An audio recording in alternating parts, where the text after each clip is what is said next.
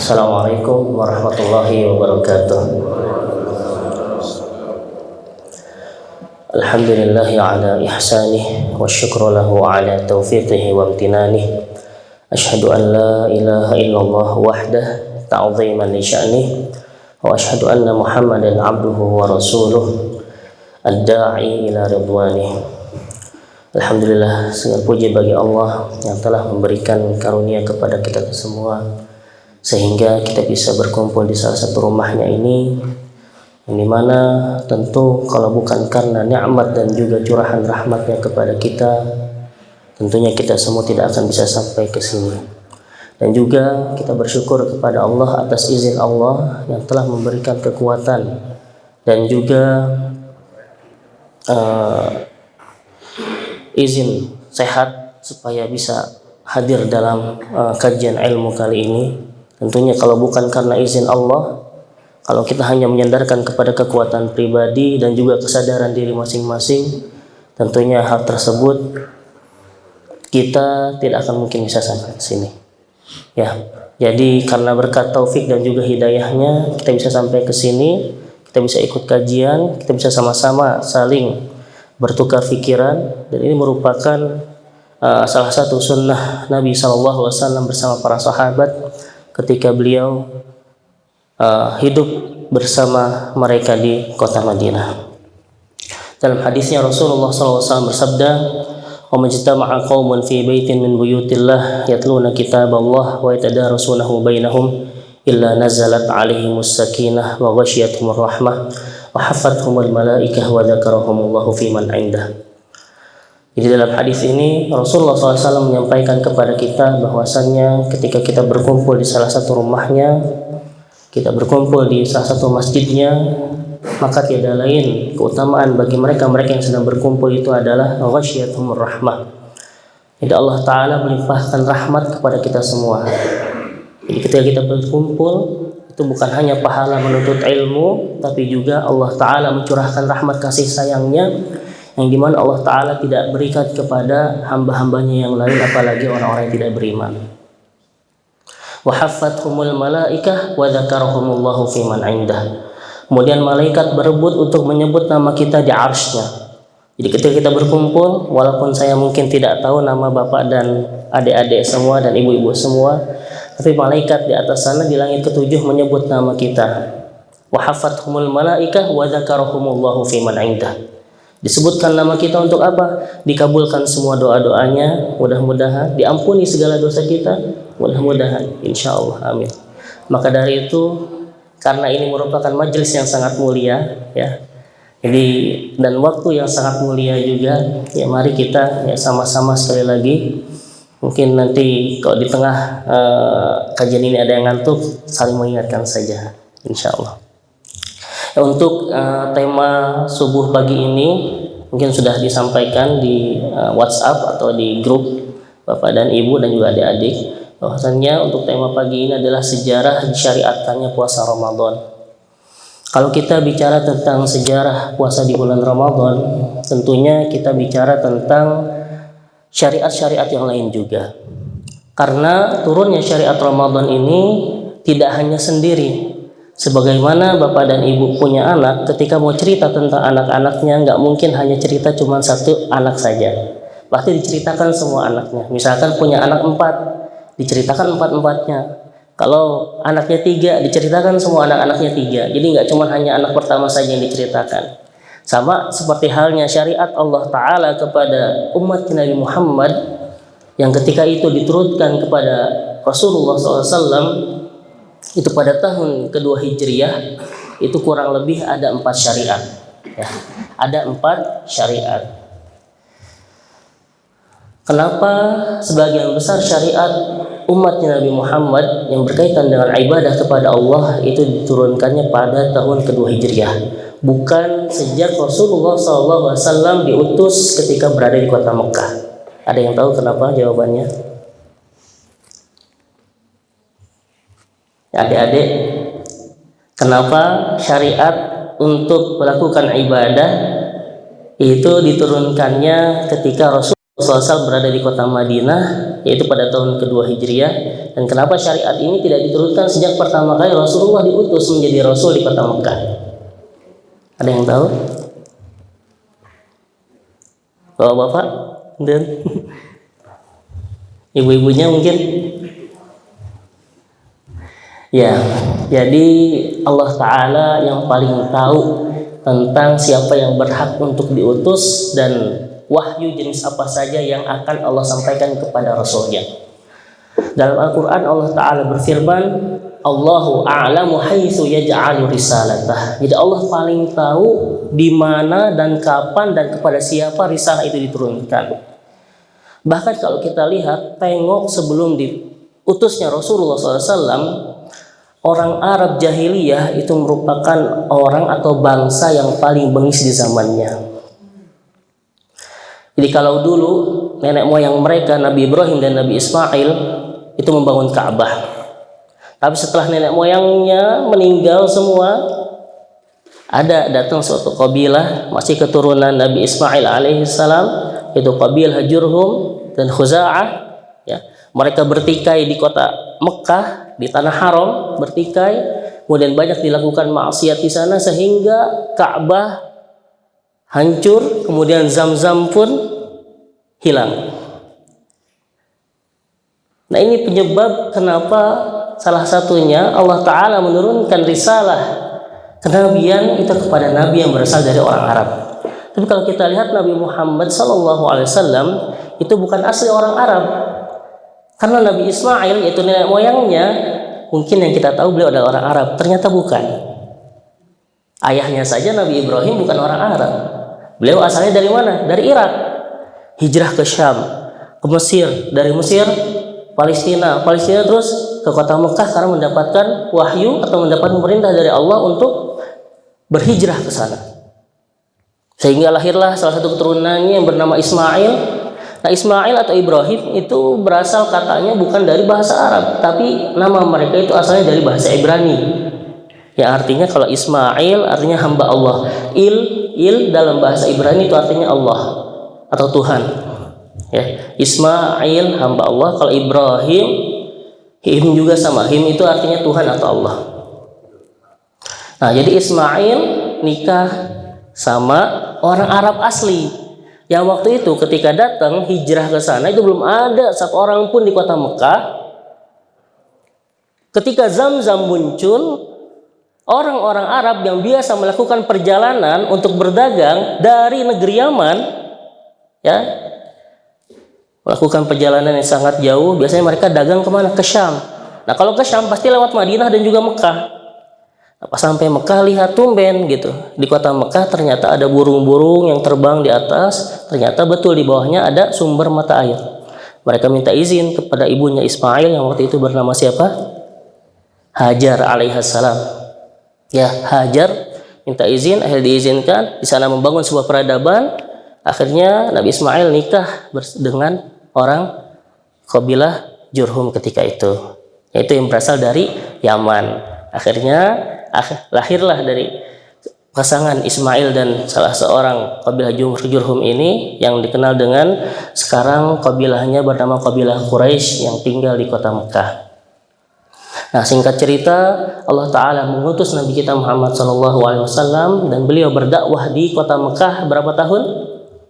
13 tahun. Ya, dan itu tidak ada satupun risalah kenabian yang berkata tentang mensyariatkan suatu ibadah tertentu, apalagi pelarangan terhadap makanan-makanan dan juga minuman-minuman yang sebelumnya dihalalkan. Contohnya apa? Khamar.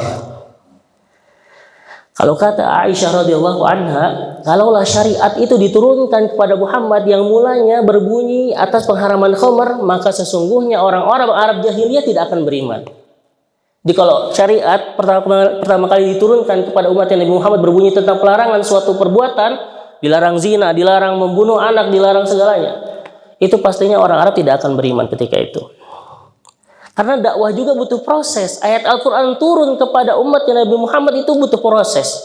Allah Ta'ala paling tahu tentang prosesnya umat yang tadinya paling jahat ketika itu, paling bengis ketika itu ditarbiyah sama Allah, ditarbiyah melalui Rasulullah SAW. Dan ayatnya pun turun berangsur-angsur, nggak langsung 30 juz, enggak. Bahkan ayat khamar saja perlu 3 kali untuk berubah-ubah, nasikh mansukhnya. Pertama dikasih tahu kalau alasannya khamar itu innamal khamru wal maisir wal ansabu rijsum min amali syaitan. Itu konklusi dari hukum Allah Subhanahu wa taala ketika sebelumnya dikatakan bahwasannya khamar itu ada manfaat dan juga mudaratnya. Tapi di akhir Allah taala bilang rijs, najis. Terus di ayat yang terakhir dalam pengharaman haram khamar, Allah taala berfirman la taqrabus sholata wa antum sukara. Karena ada di antara para sahabat yang ketika sholat mereka dalam keadaan mabuk, sehingga diharamkanlah secara 100% khamar itu. Nah, dari dulu Rasulullah SAW sudah mendapatkan syariat sholat. Bahkan sejak sebelum Rasulullah SAW dipanggil untuk menghadap Allah ke Sidratul Muntaha. Jadi sudah ada itu sholat dan bacaannya Al-Fatihah seperti halnya kita. Nah, diturunkannya syariat-syariat itu setelah 15 tahun Rasulullah SAW berdakwah. Di kota Mekah 13 tahun, hijrah dihitungnya 1 hijriah ya, hijrah ke kota Madinah dihitungnya 1 hijriah. Tahun pertama belum turun juga syariat yang berkaitan dengan saum. Belum turun juga syariat yang berkaitan dengan zakat. Belum turun juga syariat yang berkaitan dengan jihad, belum. Jadi setelah membangun sistem, setelah menyiapkan SDM, orang sekarang bilang ya, jadi barulah ayat Al-Quran turun kepada Rasulullah dengan perkataan ya ayyuhalladzina amanu. Jadi 15 tahun dibutuhkan oleh Rasulullah SAW untuk membina para sahabat yang tadinya belangsakan, maaf gitu ya, yang tadinya mungkin nakal. Nah, selama 15 tahun ini Rasulullah membangun SDM, menyiapkan pribadi-pribadi yang unggul, yang luar biasa, sehingga ketika diberikan syariat Allah Subhanahu wa taala pada tahun kedua Hijriah mereka sudah siap. Maka dari itu syariat yang pertama kali turun pada tahun kedua Hijriah pada bulan Sya'ban seperti halnya sekarang adalah syariat tahwil al-qiblah. Tahwil al-qiblah. Tahwil itu artinya perubahan, qiblah artinya apa? Kiblat. Jadi syariat yang pertama kali turun adalah perpindahan kiblat. Kalau kita lihat ayat Al-Qur'an di juz 2 halaman pertamanya, di sana Allah taala berfirman, "Qad nara taqalluba wajhika fis sama falanwalliyannaka qiblatan tardaha." Wahai Muhammad, sesungguhnya kami telah melihat engkau selalu membalik-balikan mukamu ke atas dan ke bawah. Maksudnya ke atas dan ke bawah, Rasulullah berharap gitu, agar kiblat itu dirubah. Jadi Rasulullah udah menerima perintah sholat nih dari tahun 1 Hijriah. Tapi kiblatnya masih menghadap kemana? Masjidil Aqsa atau Baitul Maqdis. Ya. Nah, Rasulullah SAW itu sudah sampai ke Madinah, kurang lebih beliau tinggal di sana 16 bulan atau 17 bulan. Beliau sholat kok masih menghadap ke Baitul Maqdis. Padahal waktu itu Rasulullah SAW bertetangga dengan orang-orang Yahudi. Yang kebetulan ketika itu juga orang-orang Yahudi ini kiblatnya adalah kemana? Ke Baitul Maqdis atau ke Masjidil Aqsa. Makanya orang-orang Yahudi ketika tahu ada kaum muslimin datang ke kota Madinah, itu mereka senang. Karena mereka menganggap bahwasannya syariat orang Yahudi itu sama seperti halnya syariat kaum muslimin. Jadi nggak usah kita masuk Islam, syariat kita udah sama. Nggak ada yang beda. Mereka bilang doang beda, tapi ternyata faktanya kiblat mereka masih sama. Itu kata orang Yahudi. Nah, Rasulullah SAW berdoa terus minta sama Allah sambil menengadahkan tangannya ke langit, minta bolak-balik kepalanya gitu kan dalam bahasa Al-Quran. Akhirnya Allah Ta'ala mengabulkan permintaan Rasulullah SAW setelah 16 bulan, setelah 17 bulan. Doa seorang Nabi dikabulkan setelah 16 atau 17 bulan. Kalau kita doa sama Allah minta langsung diijabah, kebangetan. Nabi aja kayak gitu, baru diijabah 16 atau 17 bulan. Ya. Ini ketika diijabah sama Allah, dirubah kiblat yang tadinya ke Masjidil Aqsa kemudian menghadap 180 derajat berubah kemana? Ke Ka'bah Al-Musyarrafah atau ke Masjidil Haram. Itu Bapak Ibu, kalau Rasulullah berada di kota Madinah, Masjidil Aqsa itu berada di utara dari kota Madinah karena ke arah Syam, ke atas. Nah, kalau Ka'bah Al-Musyarrafah berada di selatan. Jadi yang tadinya Rasulullah menghadap ke utara, ketika perintah sholat mengubah kiblat itu datang, Rasulullah langsung mengubah kiblatnya ke arah mana? Ke arah selatan, ya, ke arah selatan. Dan ayat tentang perubahan kiblat ini pertama kali turun kepada Rasulullah ketika waktu asar. Ya, ketika waktu asar, ketika beliau sholat di Masjid Nabawi. Ya, mungkin ada yang pernah dengar atau ada yang pernah umroh gitu ya. Ada Masjid Qiblatain. Nah, di sana katanya merupakan masjid yang dimana ayat tentang perubahan kiblat turun. Wallahu a'lam. Ya mungkin iya, mungkin enggak, atau ada juga pendapat lain di sana.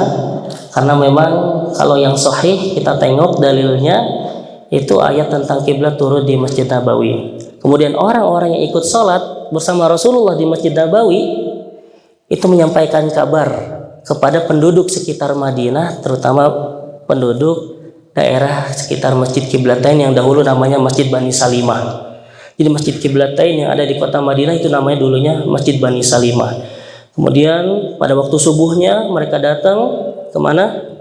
Ke Kuba untuk menyampaikan bahwasannya ala innal qiblata qad huwilat. Bayangkan orang jalan dari Masjid Nabawi kemudian ke Masjid Qiblatain, kemudian baru sampai ke Masjid Kuba subuh hari keesokannya untuk menyampaikan bahwasanya kiblat telah berubah. Dan yang harus kita ketahui, jamaah yang Allah muliakan, perpindahan kiblat ini itu sebabnya bukan karena Rasulullah nggak suka dengan kiblatnya di Masjidil Aqsa, bukan. Ya, bukan karena nggak suka. Ya, kalau misalkan ada di antara kita ditanya gitu kan, dan yang nanya ini orientalis, kenapa kiblat dirubah padahal dulu engkau menghadap ke Masjidil Aqsa? Berarti syariat yang dulu engkau agungkan ketika sholat menghadap Masjidil Aqsa itu berarti tidak ada apa-apanya, atau bahkan itu telah batal, telah dibatalkan. Kalau misalkan kita jawab iya, ya berarti kita membenarkan apa perkataan orientalis tersebut. Dan ini sudah disampaikan sejak dahulu orang-orang Yahudi. Ketika tahu kiblatnya kaum muslimin berubah, itu mereka mengolok-olok kaum muslimin. Baru orang Yahudi aja, belum orang Mekah. Orang Yahudi bilang, kaum muslimin syariatnya nggak benar, mencela-mencele, dikit-dikit berubah, dikit-dikit berubah. Kemarin sholat menghadap ke Masjidil Aqsa, sekarang sholat menghadap ke mana? Ke Masjidil Haram. Jadi yang benar yang mana kiblatnya? Akhirnya kaum muslimin bilang kepada mereka, kullun min 'indi rabbina. Itu semua atas perintah dari Allah Subhanahu wa taala. Tentunya sebabnya itu bukan karena Rasulullah nggak suka ya. Jadi sebabnya adalah karena Rasulullah SAW nggak mau disamakan dengan orang Yahudi. Ya, karena Rasulullah nggak mau disamakan dengan orang Yahudi. Nah, ini yang berkata seperti ini adalah Al-Imam At-Tabari, pemilik tafsir At-Tabari, dan juga beliau seorang pakar sejarah di zamannya. Ketika beliau membaca tentang ayat perpindahan kiblat, beliau menemukan suatu kesimpulan bahwasannya Rasulullah tidak suka disamakan dengan orang-orang Yahudi. Bahkan ketika beliau menerima perintah salat, Al-Fatihah yang beliau baca pertama kali itu semuanya doa yang berkaitan dengan agar kaum muslimin dijauhkan dari orang-orang Yahudi dan juga Nasrani. Bunyi ayatnya apa? Ghairil maghdubi alaihim waladdallin. Jauhkanlah kami dari apa? Mereka-mereka orang-orang yang engkau murkai dan juga orang-orang yang sesat. Murkai di sini adalah orang-orang Yahudi, sesat di sini adalah orang-orang Nasrani. Seperti itu. Nah, itu cerita tentang tahwilul qiblah atau syariat yang pertama kali turun pada tahun kedua Hijriah. Nah, setelah kaum muslimin tahu bahwasanya syariat ini telah diterima oleh Rasulullah SAW pada tahun kedua Hijriah, barulah pada kesempatan yang selanjutnya syariat saum itu turun kepada Nabi Muhammad SAW. Jadi kiblat udah berubah nih, SDM udah siap. Nah, sekarang ketika tahun kedua Hijriah itu di sana Rasulullah SAW sedang menyiapkan pembangunan sebuah negara Islam. Makanya Allah Ta'ala pun tahu disyariatkannya pertama kali sholat supaya kaum muslim bisa kumpul sama-sama, kiblatnya sama, ya, satu kalimat semuanya. Baru setelah mereka mempunyai satu kalimat, kumpul sama-sama, disyariatkanlah disyariatkanlah saum, ya, disyariatkanlah saum atau siam fi syahri Ramadan. Dan syariat saum di bulan Ramadan itu merupakan syariat yang awal mula diturunkannya itu sangat unik. Jadi ada dua tahapan. Nggak langsung kaum muslimin itu puasa dari pagi sampai sore atau dari sejak matahari terbit sampai matahari terbenam. Enggak seperti itu. Jadi ketika ayat Al-Quran berbicara tentang syariat saum, ayat yang pertama kali turun tentang saum itu ada di surat Al-Baqarah ayat 183 yang bunyinya, Ya ayyuhalladzina amanu kutiba alaikumussyam kama kutiba alal ladzina min qablikum la'allakum tattaqun. Di sana Allah Ta'ala telah mewajibkan kepada umat Nabi Muhammad saum di bulan Ramadan sebagaimana telah Allah syariatkan kepada umat-umat sebelumnya. Kan umat-umat sebelumnya juga ada puasa, ada siam, gitu kan? Ada yang bisa sebutkan contohnya? Puasa apa saja yang dilakukan oleh umat-umat terdahulu? Iya, saum Daud, puasanya Nabi Daud. Ada apa lagi? Saum apa? Adik-adik? Saum Asyura, ya, saum Asyura. Yang dimana ketika Rasulullah SAW hijrah ke kota Madinah pada tahun 1 Hijriah, itu Rasulullah kaget. Ketika beliau melihat orang Yahudi kok saum, gitu ya. Kenapa kok mereka saum? Sedangkan kaum muslimin ketika itu lagi nggak saum. Kemudian Rasulullah SAW meminta pada seorang sahabat untuk bertanya kepada orang Yahudi, kenapa mereka melakukan saum?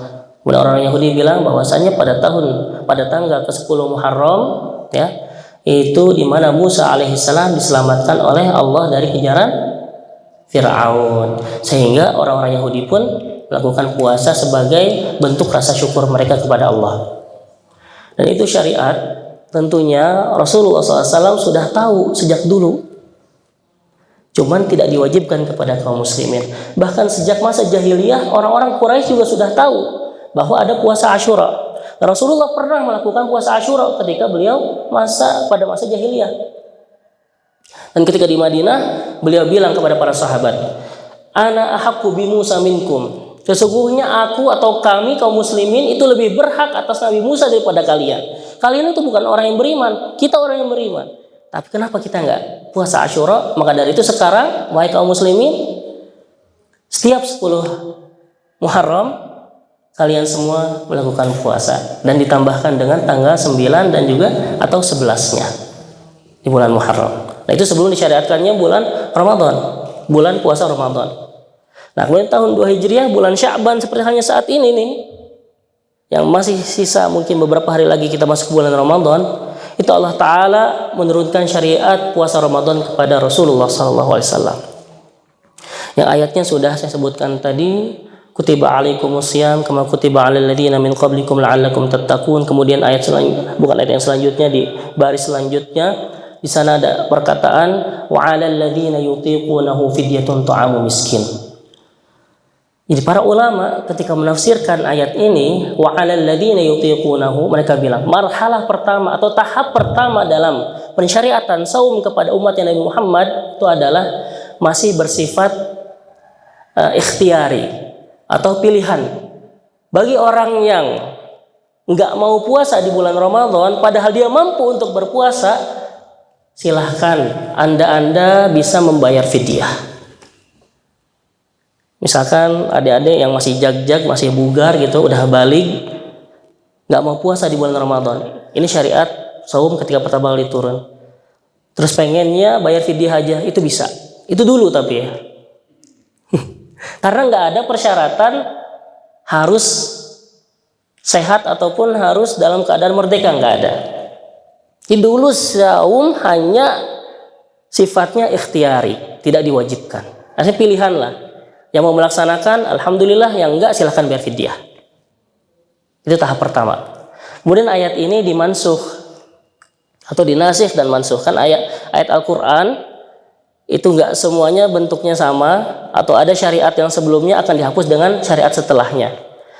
Dan kita mempelajari ini tentunya sejarah saum itu supaya kita bisa tahu tentang bagaimana saum itu sangat mulia, tentang bagaimana saum itu diturunkan kepada para sahabat, tentunya dengan segala usaha mereka sehingga mereka bisa menjadi bangsa yang paling maju ketika itu. Jadi ketika kita memahami latar suatu syariat kenapa diturunkan kepada umat Nabi Muhammad, di sana pula lah pandangan kita tentang syariat itu akan berubah. Mungkin tadinya kita berpandangan tentang sholat atau perpindahan kiblat itu biasa aja. Atau yang tadinya kita berpandangan tentang saum Ramadan itu sama seperti halnya saum-saum yang lain. Tapi ketika kita tahu tentang latar kenapa syariat saum itu disyariatkan kepada umat Nabi Muhammad, maka nanti pandangan kita terhadap syariat itu bisa berubah. Yang tadinya biasa aja menjadi luar biasa. Sama seperti halnya ketika mungkin saya melihat air yang ada di dalam gelas ini adalah air putih, tapi ketika mungkin jamaah bilang air ini adalah air spesial gitu kan. Saya nggak tahu kalau itu air spesial, yang tahu cuma jamaah semua. Karena saya belum nyoba, jadi saya bilang ini mah air biasa. Karena saya temukan air seperti ini ada di tempat lain juga. Sama seperti halnya bulan Ramadan, Allah ciptakan 12 bulan untuk umatnya Nabi Muhammad. Ya, dari Muharram, Safar sampai Zulhijjah itu 12 bulan. Kalau disebut nama-namanya biasa aja. Karena apa? Karena kita nggak tahu kespesialan dari setiap bulan. Pada setiap bulan tentu ada keutamaan-keutamaannya. Seperti halnya Rajab apa keutamaannya, Sya'ban apa keutamaannya, Zulhijjah apa keutamaannya, dan ini Ramadan. Makanya kalau kita udah tahu latar dari kenapa syariat puasa di bulan Ramadan itu disyariatkan, maka sesungguhnya kita akan menjadi hamba-hamba Allah yang insya Allah akan lebih semangat lagi dalam beribadah di bulan Ramadan. Amin. Ya. Jadi ketika tahap pertama tadi seperti itu. Nah, datang tahap kedua dan ayat tentang wa'alal ladina yutiqunahu itu tidak dihapuskan dari Al-Qur'an, enggak. Cuman tafsirnya diganti karena realitanya, faktanya udah berubah. Makanya para ulama tafsir nulis. Nah, salah satu At-Tabari bilang 'alal ladina yutiqunahu berubah, yang tadinya kepada orang yang enggak mau sahum cukup bayar fidyah, di situ berubah jadi pada mereka yang memiliki uzur. Pada mereka yang memiliki uzur, ya, silahkan untuk mengkodoknya nanti di tahun depan. Nanti ayatnya akan disebutkan di ayat yang selanjutnya. Nah, kemudian di ayat yang 184 Allah Ta'ala berfirman, "Faman syahida minkum asyhara falyasum." Barang siapa ada di antara kalian yang sampai kepadanya bulan Ramadan, maka berpuasalah. Berpuasalah. Nah, di sini kewajiban saum mulai diberikan kepada umatnya Nabi Muhammad secara menyeluruh. Yang tadinya cuma pilihan, silahkan yang puasa atau enggak. Nah, ketika datang ayat ini, perintahnya adalah wajib bagi setiap kaum muslimin pengikut Nabi Muhammad SAW untuk melaksanakan saum. Ada yang bilang ayat yang memansuh atau yang menghapus ayat sebelumnya adalah wa antasumu khairul lakum. Wa antasumu khairul lakum. Tapi para ulama sepakat yang betul adalah faman syahida minkum asyhara falyasum. Nah, pada tahap yang kedua ini mulai semua kaum muslimin diwajibkan oleh Rasulullah untuk berpuasa. Tapi masih ada yang aneh. Dalam syariat puasa ini yang anehnya apa? Karena waktu puasa itu tidak seperti halnya puasa yang kita laksanakan sekarang, dimulai sejak apa? Matahari terbit sampai matahari terbenam. Nah, pada tahap kedua ini juga terdapat nasikh dan mansukh, ya. Jadi awalnya ketika orang berpuasa di bulan Ramadan, datang waktu berbuka, ya azan maghrib itu. Ketika orang yang sedang puasa ini ketiduran dan nggak sempat berbuka, maka pada waktu isya sampai maghrib selanjutnya dia tidak boleh makan dan minum. Dia nggak boleh makan dan minum. Sengsara nggak, Pak? Nggak boleh menyentuh istrinya. Disebutkan dalam Sahih Bukhari, para sahabat itu ngadu kepada Rasulullah SAW bahwasanya syariat saum ini sangat berat ya Rasulullah. Sangat berat. Kenapa? Kalau ketiduran dikit aja, kelewatan buat buka puasa, mereka langsung saum lagi. Ya, kurang lebih berapa jam tuh dikasih waktu untuk iftar? 1 jam. Kalau di Madinah mungkin biasa buka puasa itu bulan Ramadan 7:30, isyanya jam 9. Berapa jam tuh? Ya 2 jaman lah ya. 2 jaman dikasih waktu untuk buka puasa. Tapi para sahabat juga seperti halnya kita, kerja siang hari gitu di bulan Ramadan. Sehingga ada di antara mereka yang capek. Ada salah seorang sahabat yang kerjanya itu nanam kurma, berkebun kurma, kemudian ketika pulang ke rumah dia ketiduran sampai waktu berbuka puasa, sehingga waktu buka puasa terlewat. Kemudian sahabat ini ngadu kepada Rasulullah. Kemudian Umar bin Khattab juga termasuk orang yang ngadu kepada Rasulullah SAW. Ka'ab bin Malik, salah seorang qari di zaman Rasulullah, juga sempat ngadu kepada Rasulullah SAW tentang syariat ini. Kemudian Rasulullah SAW berdoa kepada Allah meminta agar syariat Ramadan itu diringankan. Akhirnya dirubahlah waktu yang tadinya puasa Ramadan untuk buka puasanya itu terbatas hanya mereka-mereka yang bangun saja dan yang tidur tidak dapat kebagian buka puasa. Maka dari itu ayat yang terakhir yang berkaitan dengan puasa Ramadan yang bunyinya wahilla lakum lailatas siyami rafathu ila nisaikum hunna libasul lakum wa antum libasul lahun, itu surat Al-Baqarah ayat 187. Di sana dijelaskan bahwasannya puasa bulan Ramadan itu dimulai sejak wakulu washrabu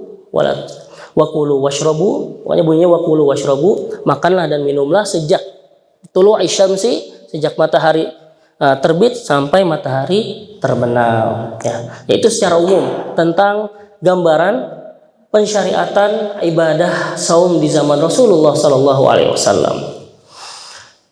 Nah sekarang gini, kita coba lihat bagaimana puasanya Rasulullah SAW. Ketika syariat puasa datang pada tahun kedua Hijriah, itu bertepatan dengan kejadian besar, peristiwa besar yang terjadi kepada kaum muslimin.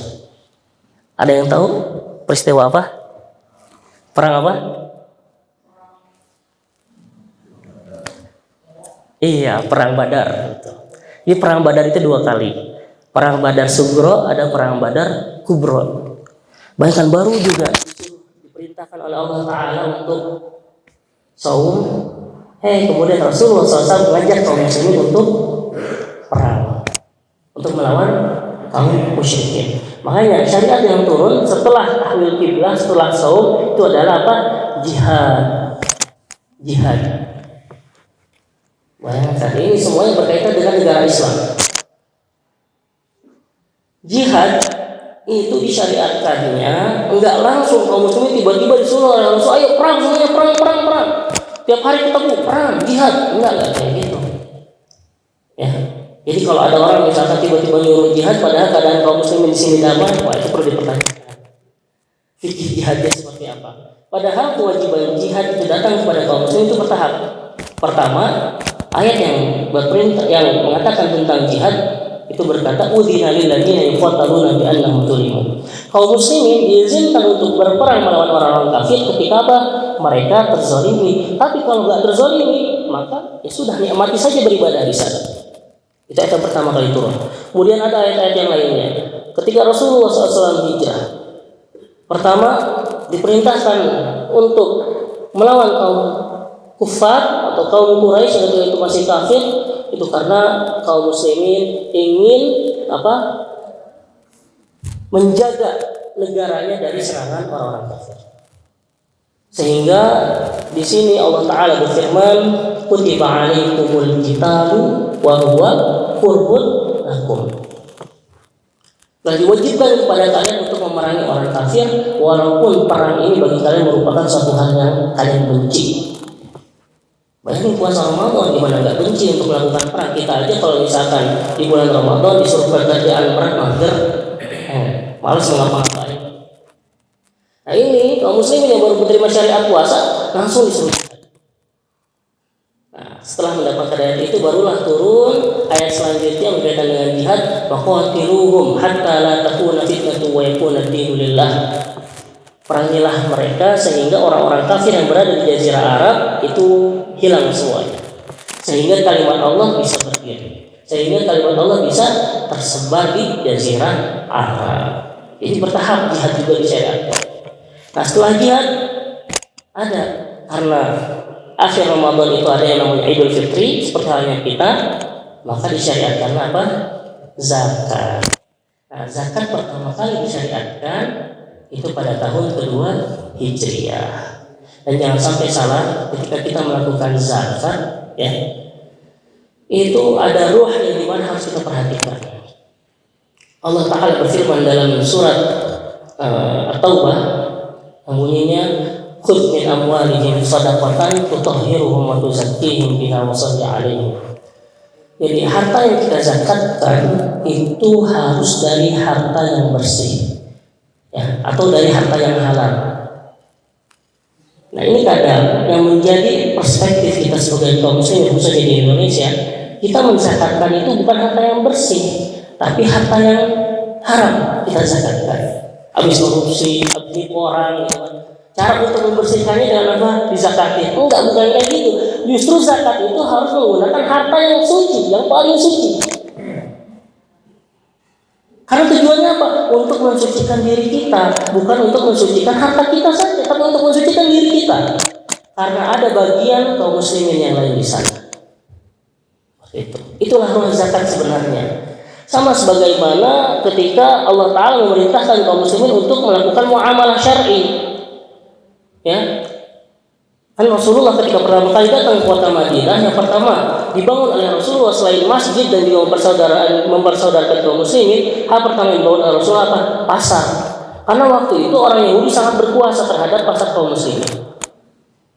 Dan itu ada penyebabnya. Karena apa? Kaila yakuna dulatan bainal aghniya. Supaya harta yang dimiliki oleh kaum muslimin itu tidak hanya berfokus kepada orang-orang kaya saja, tapi apa? Bisa dipencar, dibagi-bagi kepada orang-orang yang membutuhkan. Itu ruh syariat. Yang kalau misalkan kita bicara latar belakang dari kesemuaan syariat ini, kita akan temukan hal-hal yang luar biasa di sana. Jadi kembali lagi ke pembahasan saum. Nah, Rasulullah ketika di bulan Ramadan, dan Rasulullah hidup selama di kota Madinah, itu hanya melaksanakan saum Ramadan berapa kali? Rasulullah wafat di tahun 11 Hijriah. Syariat puasa datang tahun 2 Hijriah. Jadi Rasulullah puasa Ramadan berapa kali? 9. 9 atau 10? Iya, 9, betul. Kenapa enggak 10? Karena Rasulullah SAW wafat di bulan Rabiul Tsani. Rabiul Awal, Rabiul Tsani. Dan itu belum bulan Ramadan. Jadi Rasulullah belum puasa di tahun ke-11-nya. Dan barulah 6 bulan kemudian anaknya meninggal, yaitu Fatimah radhiyallahu anha, pada bulan Ramadan. Jadi Rasulullah SAW tidak sempat puasa Ramadan di tahun ke-11. Jadi kita hitung kurang lebih 9 kali Rasulullah puasa bulan Ramadan selama hidupnya. Dan selama 9 kali itu, keadaan Rasulullah SAW ketika puasa itu tidak selamanya seperti halnya kita gini, tentram, duduk gitu kan, di pekarangan rumah, ngaji tiap hari di masjid. Enggak. Itu sesekali Rasulullah puasa Ramadan dalam perjalanan dari kota Madinah ke kota Mekah. Sesekali Rasulullah SAW puasa Ramadan itu dalam perjalanan dari kota Madinah ke Tabuk, yang jaraknya kurang lebih 800 kilo. Kalau dari Bandung kemana tuh? Ke Jawa Timur mungkin ada ya, 800 kilo. Bayangkan. Jadi pada tahun ke-8 Hijriah atau 9 Hijriah, terjadi Fathu Makkah. Fathu Makkah itu penaklukan kota Makkah. Rasulullah berangkat dari kota Madinah itu awal Ramadan, kurang lebih 7 Ramadan lah. Berangkat dari Madinah ke kota Makkah, dan perjalanan beliau dari kota Mekah, dari kota Madinah ke kota Mekah itu kurang lebih memakan waktu 8 hari. Jaraknya berapa kilo?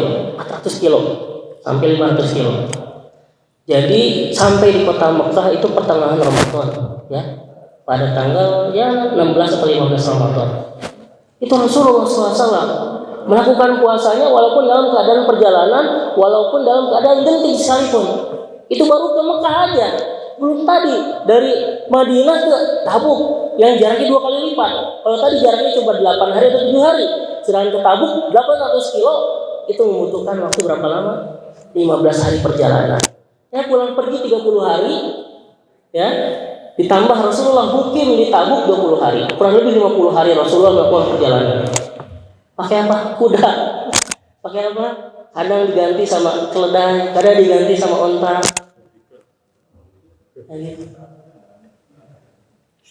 Nah, kalau kita lihat dari fakta yang tadi, jadi puasa di bulan Ramadan itu justru bukan syariat yang ingin melemahkan kita dari berbuat apapun. Jadi jangan sampai kita berpandangan bahwasanya tidur itu lebih baik daripada melakukan kegiatan.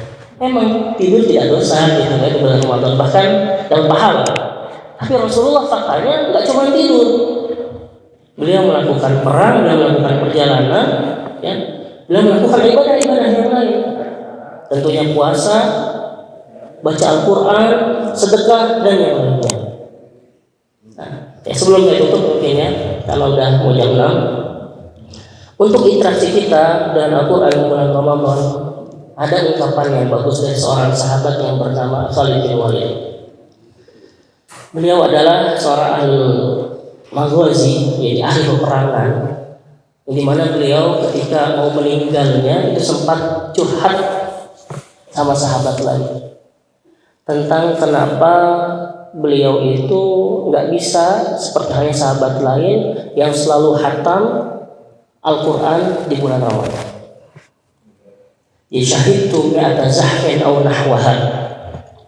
Aku telah menyaksikan kurang lebih 100 peperangan dalam hidupku. Itu Khalid bin Walid, panglima kaum muslimin yang sangat terkenal. Dan beliau harus kita ketahui itu 13 bulan bisa menaklukkan Irak dan juga Persia. Segede apa itu Persia sama Irak ditaklukkan hanya 13 bulan. Bahkan Syam saja ditaklukkan sama dia hanya dalam waktu 13 bulan. Jadi ketika beliau curhat, beliau bilang 100 peperangan telah saya saksikan dan tidak ada di tubuhku ini kecuali akan kalian jumpai luka, bekas pukulan atau bekas jahitan. Jadi kalau kalian menyentuh tubuhku ini, kalian akan kaget. Semuanya isinya luka. Tapi apa yang membuat Khalid bin Al-Walid sedih? Itu ada 2 hal. Pertama, beliau bilang pada sahabat, waktu itu beliau udah mau dipanggil oleh Allah Subhanahu wa taala. Wa ana la amutu 'ala al-firash. Tapi sayang sekali Allah taala sepertinya akan mewafatkanku di atas kasurku ini. Orang yang udah ikut perang 100 kali tapi meninggalnya di kasur gitu karena sakit. Padahal beliau telah mengharapkan mati syahid sejak bertahun-tahun lamanya, pengen nyusul para sahabat yang lain. Tapi Allah takdirkan beliau meninggal dalam keadaan mati di atas kasur. Itu hal pertama yang bikin beliau sedih. Tidak ada hal yang kedua yang bikin beliau sedih. Beliau bilang, wa ala qillati mu'amalati ma'al Qur'an. Atas sedikitnya muamalahku dengan Al-Qur'an. Para ulama bilang, Khalid bin Al-Walid panglima perang, wajar beliau sibuk dengan jihadnya, amal yang paling mulia ketika itu. Wajar. Karena apa? Sibuk dengan mengatur strategi, sibuk dengan peperangannya. Ini wajar saja ketika beliau tidak bisa hatam sebagaimana sahabat-sahabat yang lain. Maksudnya hatam di sini hatam beberapa kali ya, bukan hatam sekali atau 2 kali. Karena apa? Utsman bin Affan itu hatam dalam sekali Ramadan 60 kali. Utsman bin Affan. Belum lagi imam-imam madhab seperti Imam Syafi'i, Imam Abu Hanifah dan yang lainnya. Wah, kalau saya sebutkan sekarang takut insecure nanti. Tapi sini kita kembali ke cerita Khalid bin Al-Walid. Para ulama bilang kalau Khalid bin Al-Walid meninggal dan baca Al-Quran beliau tidak sebanyak dengan sahabat yang lain, itu wajar. Kalau kita tengok kepada diri kita, kesibukan apa yang bisa melalaikan kita dari membaca Al-Quran di bulan Ramadan? Apakah kita sibuk jihad? Enggak kan? Apakah kita sibuk mengurusi anak yatim? Belum tentu. Apakah kita sibuk dengan ibadah yang lainnya sehingga kita enggak khatam Al-Quran? Memang ini bukan suatu perkara yang wajib. Tapi ketika kita bisa memuliakan Al-Quran, ketika kita bisa berinteraksi di bulan Ramadan dengan Al-Quran begitu banyak, maka sesungguhnya kita telah menghidupkan sunnah Rasulullah SAW. Karena apa? Rasulullah sebelum wafatnya itu di bulan Ramadan beliau minta kepada Jibril yang biasanya Rasulullah hanya hataman sekali setoran gitu sekali. Tapi di akhir hayatnya beliau minta kepada Jibril, wahai Jibril, aku mau hataman tahun ini 2 kali di bulan Ramadan. Kita bayangkan para sahabat dan juga yang lainnya, mereka adalah orang yang paham tentang sunnah nabinya.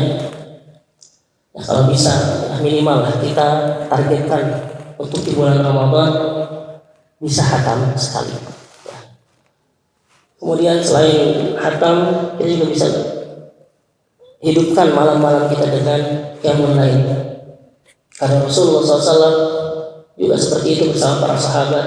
Pada tanggal 23 Ramadan, beliau mengajak para sahabat untuk datang ke masjid untuk sholat. Di sana Rasulullah SAW mengajarkan tentang tahapan-tahapan bagaimana qiyamul lail, ya, dari yang tadinya hanya baca surat pendek, lama-kelamaan menjadi surat panjang-panjang sampai surat Al-Baqarah full beliau baca.